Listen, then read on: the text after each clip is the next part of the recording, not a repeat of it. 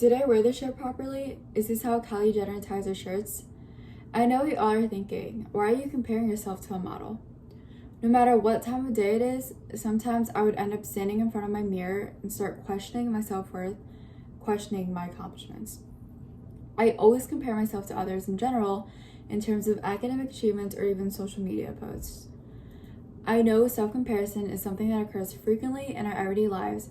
However, I'm hoping to inform you on a theory that I doubt not many people have heard about, the social comparison theory proposed by Leon Festinger.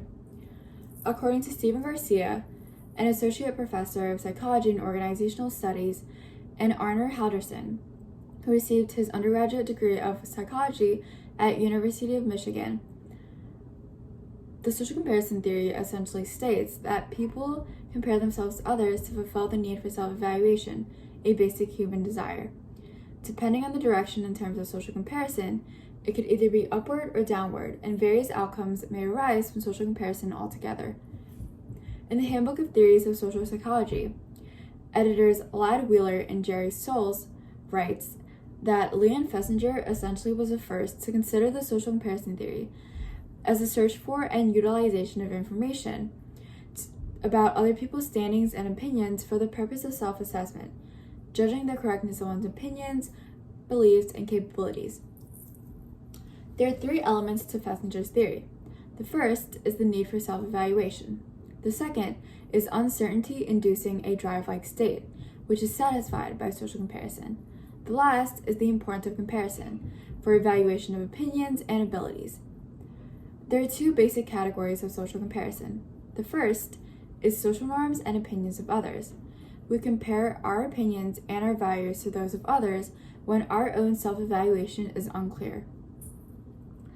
The second is abilities and performance. We compare our performance to evaluate ourselves and to benchmark our performance in relation to those of others. Surprisingly enough, the social comparison is bidirectional, meaning it can go in either of these two directions, upward social comparison or downward social comparison. Upward social comparison is essentially when we compare ourselves to those who are perceived as better than us. Feelings of inferiority may arise as a result of this, and sometimes we may even look down upon ourselves.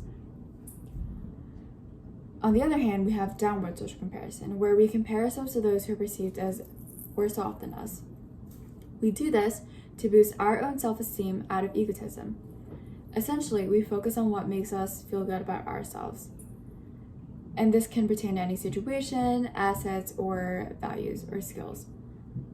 A 2018 research review from Newport Academy looked at 6 decades of studies of social comparison and also examined the effects of those comparisons in the US.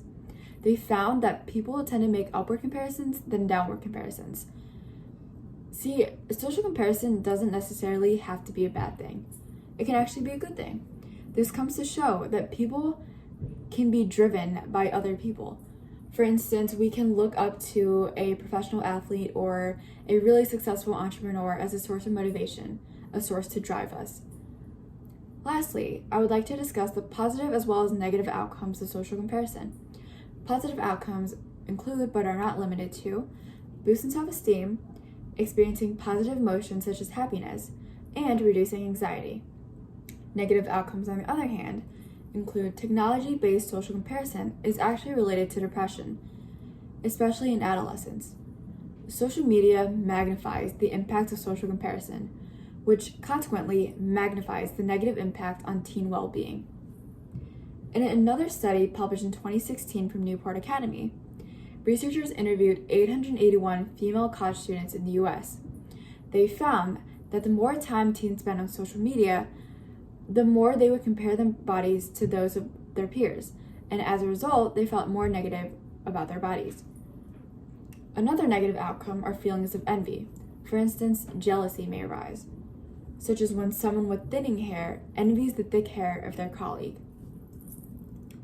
In essence, the social comparison theory helps us to understand that as humans, we have an innate drive and tendency to evaluate ourselves in order to examine our own standing on numerous attributes. Social comparison is essentially a basic human desire. We need to self-evaluate ourselves. There's upward versus downward comparison. upward when we compare ourselves to those perceived as better than us, and can even look up to other people as a source of motivation. Whereas downward comparison is when we compare ourselves to those who are perceived as worse than us. We do this out of egotism to boost our own self-esteem. And outcomes of social comparison. There's negative and there's positive. Negative outcomes may be feelings of envy may arise, but there's also positive outcomes of social comparison. Positive outcomes may be, again, we can look up to other people as a source of motivation and a source to drive us to do better ourselves. For instance, if we don't have that motivation, we can look to someone else for that motivation. I hope I was able to spark your interest in wanting to know more about yourself and how social comparison can ultimately drive you to become a better and an even more motivated person. Thank you, everyone, for joining me today.